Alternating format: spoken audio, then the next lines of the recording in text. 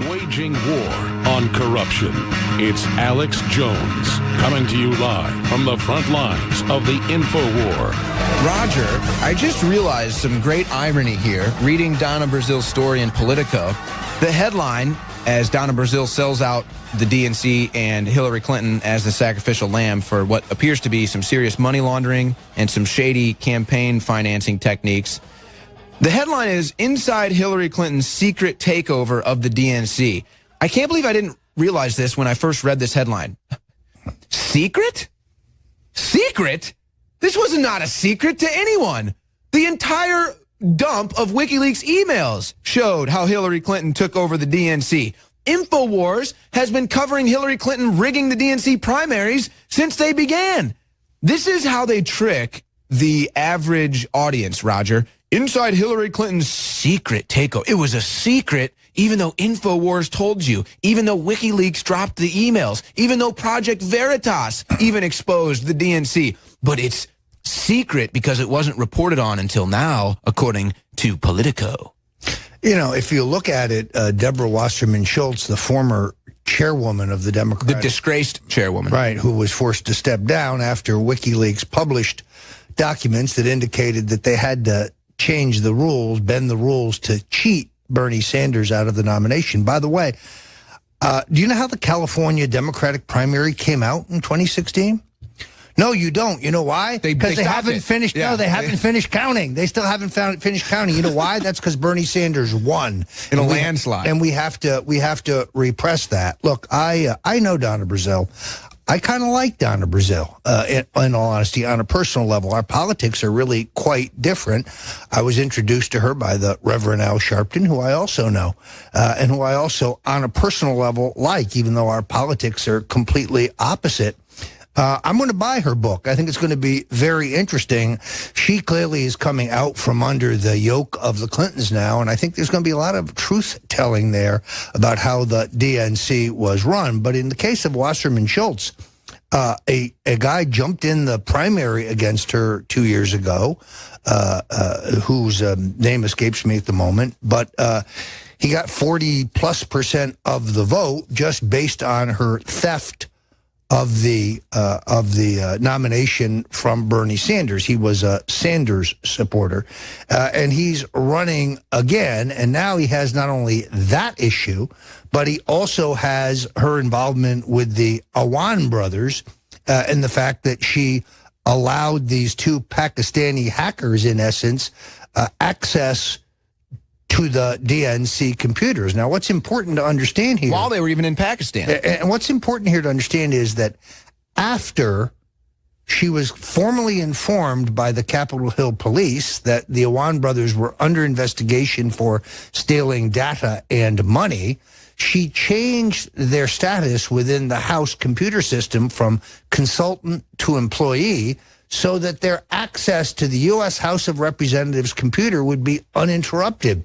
That makes her an accessory to their thievery of both data and money. So lock her up, Deborah Wasserman Schultz. They're coming for you next. We literally have, books. I mean, it's like we have like an encyclopedia of all of the Clinton corruption, ranging from Bill Clinton's time in Arkansas to Bill Clinton's time as president, selling nuclear secrets to the Chinese, selling us out to Russia with Hillary Clinton and the Uranium One deal. We literally have an encyclopedia, stacks of everything, the WikiLeaks, the Project Veritas, all just demonizing and damning Hillary Clinton. When are people going to wake up? Is the public? So that's what I'm saying. Will Donna Brazil's book add it to the stack of the encyclopedia showing the Clinton family crime syndicate? And by the way, we're going to have a Hillary Clinton in the next segment where she's demonizing Donald Trump for saying radical Islamic terror. We'll have that clip in the next segment. But will the public ever wake up to how corrupt Hillary really is, or are they too brainwashed? If you want to know, get The Clintons' War on Women by Roger Stone. There's the definitive story on their corruption. Read it. Give it to a liberal friend. Give it to a brainwashed friend. And then either see how brainwashed they are or get them to wake up. Well, it doesn't matter that we just had a radical Islam terror attack. Allahu Akbar! In New York City. It doesn't matter that we're told that on September 11th that radical Islamic terrorists led by Osama bin Laden wanted to kill thousands of Americans and destroy our way of life. None of that matters to Hillary Clinton. All that matters is don't offend the Muslims. White males are the problem, not the Muslims. Don't you get that? So Hillary Clinton, not even, 48 hours removed from a radical Islamic terror attack in New York City, goes on The Daily Show, a comedy show. A joke woman goes on a joke show and demonizes President Trump for daring to call out radical Islamic terror. Talk about what happened with the event that they are concerned about, but not to point fingers, not to scapegoat, not to try to set Americans against each other. And unfortunately, that just is not part of the job American, Hillary. that our current president accepts or is willing to perform. You know, of course, he can have his own point of view and push his policies. That goes with the job. Right. But not to continue to divide Americans against each other. So he just doesn't have any empathy. And you can disagree with somebody over all kinds of partisan issues, but you want to have a president who can try to put himself into the shoes, the feelings of somebody else. And he has not been able to. What in the hell is she talking about? President Trump is putting himself in the shoes of people that died because of a radical Allahu Akbar. And Hillary Clinton goes on a joke television show with a joke host. We're joined by John Rappoport now. John, I don't even know how to, I go through phases, honestly, in this very demanding mental job that we have here, covering this nonsense and this corruption every day. I go through phases. I'm like on the brink of a phase now. I can't even deal with this anymore. I can't look at Hillary Clinton anymore. I can't listen to her voice anymore. This woman is such a lying demon freak. I can't believe that she would get up there and spread these lies, say that Trump is the one with the cold heart when she's literally the most cold-hearted woman I've ever heard of. John, try to bring me back to earth here, man, because I can't, I'm literally fuming that Hillary Clinton said this stuff.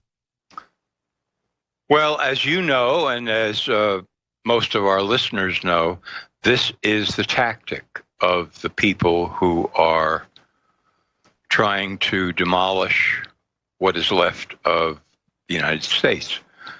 They blame their crimes and their point of view and their state of mind on other people.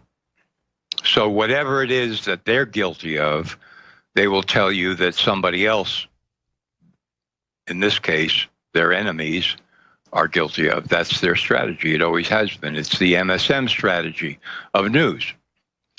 We're lying, so we accuse other people of lying. We're committing crimes and keeping vital information from people, so we accuse independent media of doing that. She has no empathy, therefore she accuses Trump, in this case, could be anybody, of having no empathy. It's just the tactic. It's a psychological tactic. These people are so embedded in it that they can't get out of it, and they never will be able to get out of it. It's now a compulsion and an obsession with them.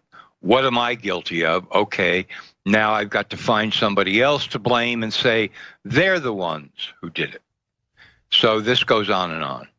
How do we, because I'm a constitutionalist, fully on with the Bill of Rights.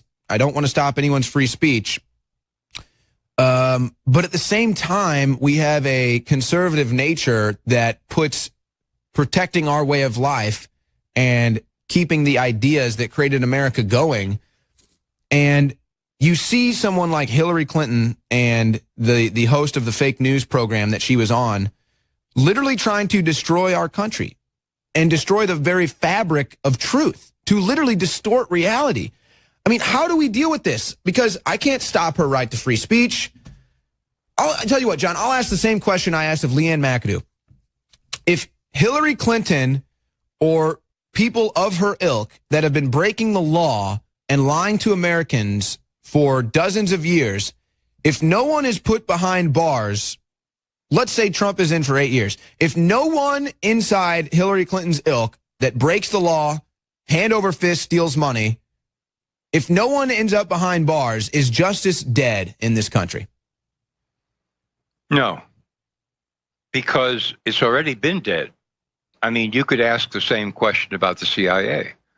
You could say, well, if nobody from the CIA has gone to jail since 1947, when the CIA was created, and the CIA is roaming all over the world committing one crime after another in serial fashion, and no significant figure inside the CIA is ever sent to prison, is justice dead?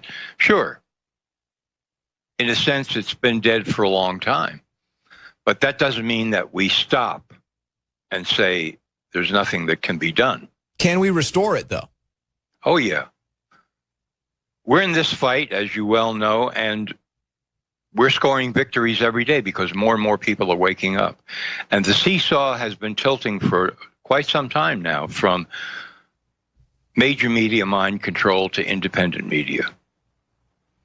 It's tilting in our direction. More and more people who are completely disgusted with the status quo and the way things are done are waking up to the truth. And that is called pressure, my friends. Pressure builds and builds and builds to the point where the people who are in power can ignore it no longer, and they begin to make more and more grievous mistakes, tell more and more obvious lies. I remain optimistic. That's all I can tell you. Yeah, no, and actually I do agree with everything you said. I actually broke this down on the War Room yesterday, which is going to kick off here right after the conclusion of the Alex Jones show when John Rappoport signs off.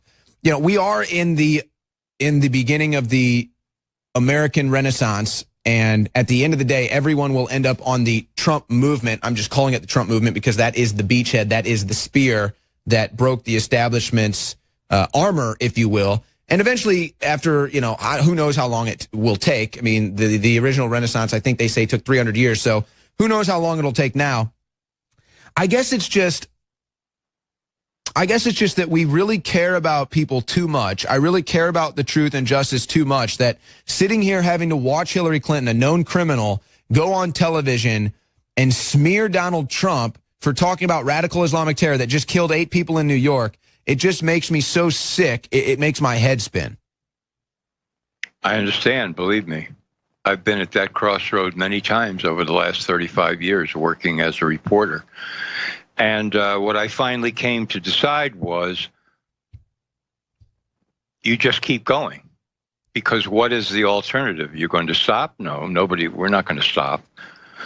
So there are these moments when it feels like it's too much.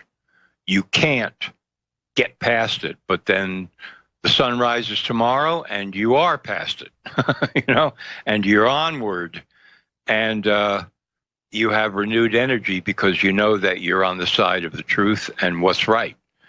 And that is a motivation that can't be overestimated. It's that powerful. The establishment, essentially, the deep state has dozens, even hundreds of Tokyo Roses out there basically tell the left that they still have victory and Donald Trump and his movement is losing, even though, as you said, we're absolutely kicking ass. It's not even close. Trump's movement is winning hand over fist. But, you know, it's just, I think that what we're in the midst of right now, just like the American Revolution defeated the British world empire that was so powerful, nobody thought they could be defeated, America is now back to defeat the global empire. America is now back to defeat the globalist New World Order empire that nobody thought could be beat. That's what they said about the British Empire. The Americans beat that. Guess what, globalists? We're going to beat you too.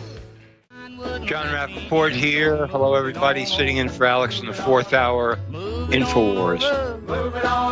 You know, I want to repeat something that I said a couple of weeks ago when I was on, because I find that fewer and fewer people understand what free market and capitalism really means. We're not talking about crony capitalism, secret backroom deals. We're not talking about globalism. We're talking about transfer from you to me, from you to you, from you to you. Product, money, good, support. This is the simplest form of exchange. At InfoWarsLife.com, you see many products. Caveman, fluoride-free toothpaste. On and on and on and on. These products help your health. You pay for them. DNA Force, 25% off at the moment, while supplies last. You are freely spending your money to get something good for you. And then that money goes to support the truth at InfoWars. It's that simple. It's that free. It's that straightforward. Nobody else is involved in these transactions. That's called the open market. That's what kids don't learn about in school anymore. Recent article indicates that 43% of millennials would prefer to live under socialism and communism. What? Obviously, these youngins don't have a clue.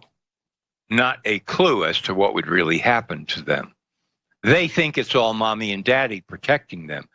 And freebies flow in from the sky and from who knows where.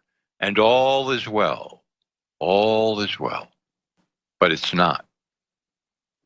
Because they're never educated in the very basics of the free market. They don't know what it is. They wouldn't know what it is if it suddenly reared up and bit them. You work, you earn money, you decide to spend money on something that you consider valuable, in this case, InfoWarsLife.com products. That money goes to InfoWars. It's spent on the operation of InfoWars, which is to spread the truth, to wake people up. What I was talking about with Owen in the last segment, to wake people up and thereby exert more and more pressure on the powers that be. And believe me, they can feel it. They know it's there. Get that simple fact. What globalism wants to do is to come in and promise the moon and say, you see, we understand that you're helpless, you're dependent, you can't do anything. Of course, of course, of course, of course. And then as an aside, they say, well, we understand that because we helped make you that way. But you don't hear that part. And now that you're helpless and dependent and needy, always needing more and more and more, don't worry, we'll take care of you. All you have to do is allow us to erase all borders and nations and create one planet, indivisible, with no liberty and no justice for all, and then we can take over, and then we can bring in a technocratic society in which everything is ruled and measured and quoted. You get this, you get that, you don't get that. Leave all that up to us. We are the globalists. We'll take care of you. That's the new system. Oh, gee, that sounds great. I like that. You mean I don't have to do anything? I don't have to work. I don't have to think. I don't have to exert effort, determination. I don't have to have a vision of what I want for my own life. Yes, that's right. That's right. It'll all be well. It'll all be well. And then you get a giant society based on this, where government contracts are feeding and fueling gigantic companies and corporations that claim that they're making huge amounts of profits. Yeah, because they're in the government trough, which is the tax trough and the invented money trough. And we're pulling this back down to the simplest, best system called free market. Okay. I want to shift gears here because for me, this is opioid epidemic week in every venue that I can get access to. But for this audience, I want to present some background. You've all heard now about the opioid epidemic that is raging throughout the US, England, and many other countries around the world. These are devastating drugs, far more powerful than morphine. synthetic drugs that are addicting people, that lead to their... One of the things that we can do is look at blister packs as an alternative to how opioids are dispensed right now, and perhaps package opioids in blister packs where it might come in at 2, 4, 6, or 8. U.S. since the year 2000. About 30,000 deaths a year, and who knows how much other maiming and destruction and addiction and so on and so forth. That's what we're talking about. But what is the background on that? I keep reminding people that this is the globalist medical cartel at work at the highest levels. The medical cartel in the long run is the most significant cartel in the globalist bag. Why? Because through the lifelong treatment from birth to the cemetery, people are diagnosed with one condition after another, many of them fake, prescribed incredibly toxic drugs at each stage, and then eventually become too debilitated to think, to resist, to understand what's going on, and they die. And that's the history. That's the history. That's the history of many, many individuals under the globalist medical cartel. As a reporter for 35 years now, I've investigated this up one side and down the other, and inside out and upside down. And there is no other conclusion to draw except that at the highest levels of power in the medical cartel, at the very highest top of the mountain, these people understand exactly what they're doing, that they are waging essentially chemical warfare against the population of the planet for the purpose of destroying and debilitating populations, making them thus easier to control. That's the back. That's what you have to understand before we get into what is happening in the most chilling epidemic that I have seen in terms of its instant destruction in my 35 years of reporting, which is the opioid epidemic. This is John Rappoport here for Alex. We are on the march. The empire is on the run. John Rappoport here, sitting in for Alex in the fourth hour, talking about the opioid epidemic. This is a global alert. You have to understand what is going on. I've given you the background in the last segment. This is the globalist medical cartel at the highest level, toxifying, poisoning, waging chemical warfare against the population. Opioid pharmaceuticals, okay, like Demerol, like Percocet, Percodan, OxyContin, fentanyl, synthetics, which are far more powerful than morphine.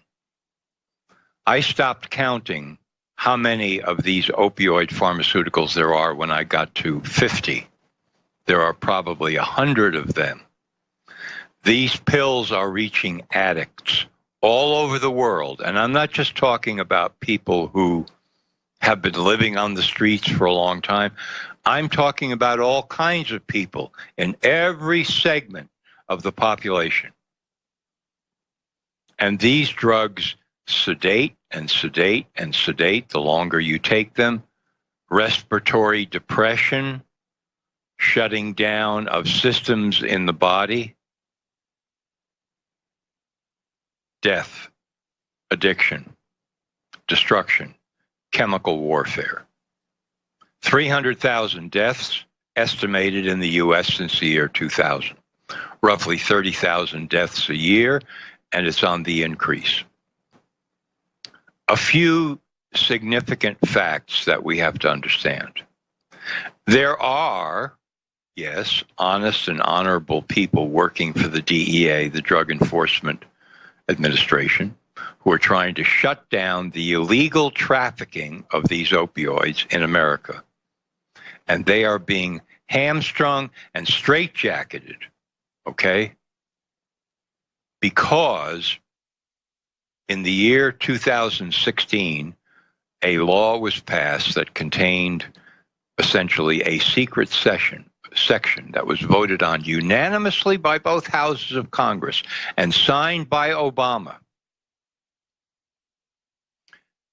that made the DEA painted into an almost impossible corner to stop huge trafficking shipments of opioid pills from manufacturers and distributors onto addicts. The DEA can easily spot these gigantic shipments as being trafficking as opposed to any legitimate medical use.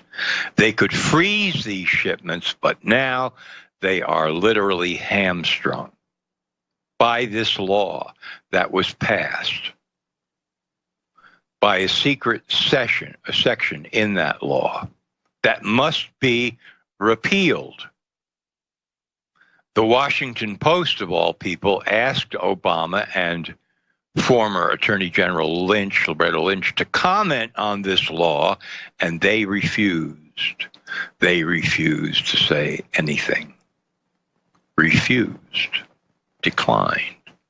Well, it's killing all kinds of people and addicting everybody, and the law makes it almost impossible for the DEA to act, but you know what? I think I'll decline to comment on this. Really? This is the attitude of a former president? I think I'll decline to comment on this. Okay. An insider with whom I spoke, absolutely reliable, somebody who has been fighting valiantly for years to put a lid on this trafficking of destructive opioids,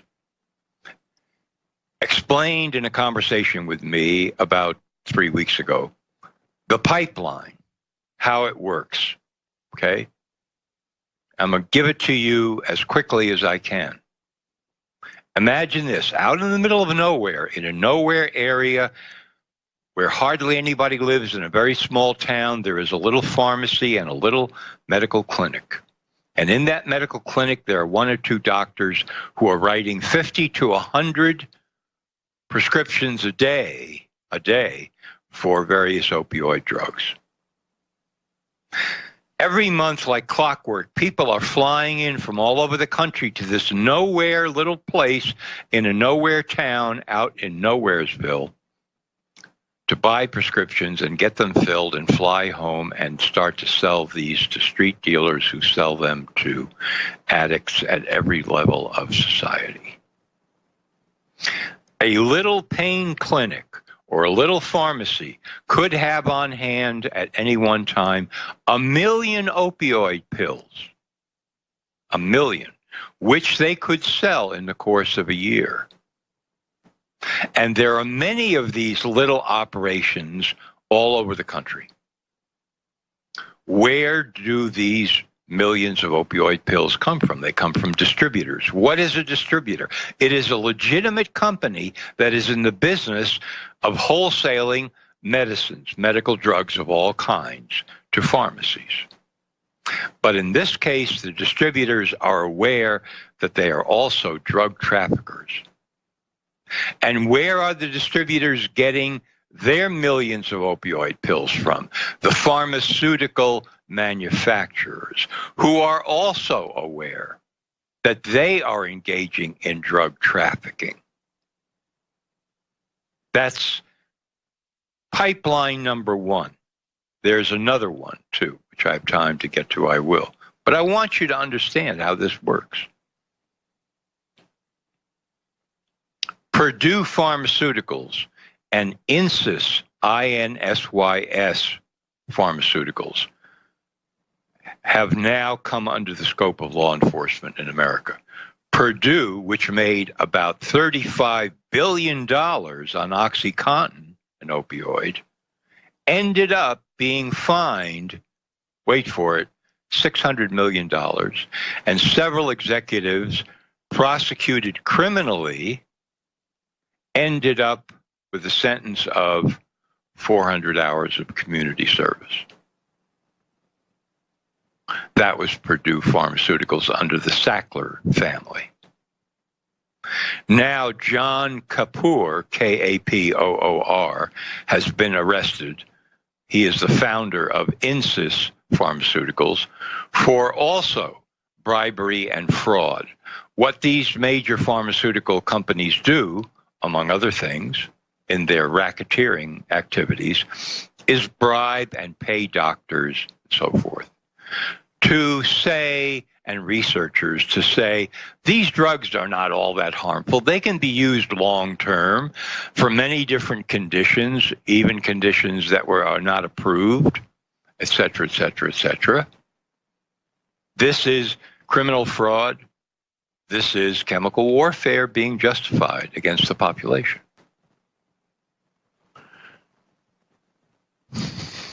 There is another pipeline, and the DEA is well aware of it. And I have written articles about this over at No More Fake News, citing sources and their comments. It's in the open source literature. It's there. It's in even the mainstream press. Underground labs in China that are making designer spin-offs of a drug like fentanyl, much more powerful than fentanyl, and these are apparently coming in illegally up through Mexico into the United States. Another reason for border control. We'll get to the rest of that pipeline because it's very important to understand the killer effects involved there. But we're coming up on a break. Just keep in mind, underground Chinese labs. John Rappoport, see you after the break on the other side. It's here, the 100th anniversary of the Bolshevik Revolution. Nazi collaborator George Soros and his Antifa communist hordes have promised the kickoff of a violent communist revolution starting November 4th. InfoWars investigative news team will be covering these events across the country from our news center in Austin, Texas. Find the live links at InfoWars.com/show. We'll also have reporters on the ground in multiple cities documenting the vicious, disgusting, meth head, devil worshiper cop killers for the world to see. Please spread the word in the information war against the globalists. They hope you don't share the link to this video so others find out about our special coverage of the communists and their attempt to start a violent overthrow of our republic and, quote, a violent overthrow of President Trump, forcing him from office so they can then spend their time bullying us into submission.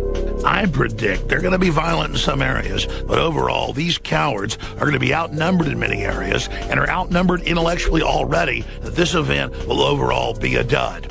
But we'll probably see more of their jihadi backers stage truck attacks and other events that the New York Times will call truck attacks, not jihadi attacks. V.I. Lenin was a devil worshiper, obsessed with murdering Christians by the millions. Well, we got news for you. The patriots are awake to your attempted overthrow of our republic, and we're going to be watching what you do and chronicling it live from the ATX News Center. Coverage will continue depending on how serious the situation is, and we'll have reporters on the ground. So whatever you do, my fellow modern Paul Reveres of every race, color, and creed, spread the word to InfoWars.com, newswars.com, and our live coverage coming up this Saturday. John Rappoport here in our last segment in the fourth hour, sitting in for Alex at InfoWars. The DEA is now admitting openly that many of these opioid drugs, which are really designer spin-offs, are coming from underground Chinese labs into the U.S. and other countries. This is so serious that they are throwing up their hands, the DEA, and saying, we don't know how to contain it. We don't know what to do about it. And some of these designer compounds are getting into the standard toxic opioids like fentanyl and so forth, and nobody knows it. The dealers don't know it. The addicts certainly don't know it. And this can be death.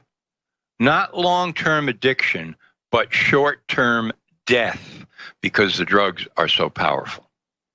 That's why I'm going into detail here. That's why I'm issuing this alert to everybody who's listening to get this message out there. On top of all of this, we have a drug called carfentanil that is also getting into the pipeline, the opioid pipeline. And carfentanil is an elephant tranquilizer. It is thousands of times more potent and powerful than fentanyl, which is already about 50 times more powerful than morphine. And if you know what morphine is, you know that it is a powerful painkiller. Carfentanil is instant death. If it's mixed into the powder, the capsules, the pills, whatever, who is going to know? Who is going to know? This is happening, folks. Again, in the open source, the DEA is saying, and they're even calling it first responders. In other words, the people from law enforcement who are trying to do their jobs, who encounter trafficking shipments of these drugs, have to be extremely careful not to inhale them. If they have a cut, not to allow any of the drug in there, because a tiny, tiny amount can cause instant death. That's what we're dealing with here. That is what we're dealing with here. People have to wake up and understand this. They have to get what is happening here. You know, on the other side of this whole thing, there are people who are in severe agonizing pain that need painkillers. So what's happening on the other side of the coin? Many of these people are finding it much more difficult to get prescriptions from their doctors. Why? Because now there is a tremendous hesitancy and fear inside the medical profession of being accused of giving out too much of these drugs. And so naturally, because these people are so stupid and incompetent, they are swinging way over to the other side. I know the case because it's been reported to me by a very reliable friend of a woman who was, after surgery, in agonizing pain, and her doctors in the hospital were refusing to give her any kind of serious painkillers. And if it weren't for her husband, who was raising holy hell in the hospital, almost to the point of being arrested, nothing would have taken away that woman's pain. That's the other side of the coin. Insanity on both ends. This is spreading, people. This is not diminishing. And as I mentioned in the last segment, the DEA is hamstrung and put in a straitjacket by a law passed in 2016 under the Obama administration, signed by Obama, with no comment whatsoever from Loretta Lynch, the Attorney General, who is in charge of the DEA. Just let it go by the boards. And my insider told me the overwhelming number of congressmen who voted for this bill from the House and the Senate had no idea what they were voting on. As usual, they were brain dead. They don't read these bills. They have no idea what's in them. And there was a secret section in there that made it almost impossible for the DEA to stop gigantic, obvious shipments trafficking these dangerous opioids. In other words, walking into a pharmaceutical company and saying, hey, we know from your records that you're about to ship 1 million opioid pills to nowhere town in the middle of nowhere to a small pharmacy. So we know you're a criminal, and we're arresting you and we're freezing the shipment. Can't do it anymore. Now the DEA has to go through an elaborate process to justify and plead and grovel in order to take action. Tied up in court. Pharmaceutical companies who are operating as killers, basically. Killers are shrugging their shoulders and saying, well, we're now well on the way to being immune from prosecution for illegal trafficking, as far as the DEA is concerned. And so these pharmaceutical companies are plotting and scheming day and night in every way possible to exempt themselves from discovery, prosecution, sentencing, criminal action, while they pump out more and more of these hideous drugs and addict and kill larger and larger numbers of people. That's what's going on. And it's getting worse. Getting worse. So finally now, you hear Congress people starting to make some noises about this. Well, where were you when you voted for the law that hamstrung the DEA? Where were you? Where were you when you discovered as early as the year 2000, as I have documented time and time again, that by a very conservative estimate, the medical system in America kills 225,000 people every year like clockwork, which is 2.25 million deaths at the door of the medical cartel every decade. Where were you? Where have you been? You know, I've got to maybe wrap this up. I know a lot of people out there, and with very good reason and so forth, are always looking for the most esoteric possible means by which people are being attacked in this society. Fine. Go to it. You bet. Absolutely. I'm with you. But at the same time, be willing to look at what's in front of your nose right now. That there is a system firmly planted in the soil of this country and other countries around the world called the medical cartel, which by a mainstream, impeccable, meticulous, all the credentials were there in the year 2000. Early American Medical Association, Johns Hopkins School of Public Health, et cetera, American medical system is killing 225,000 people a year. And the boys have put up on the screen here, Johns Hopkins study suggests medical error is the third leading cause of death in the U.S.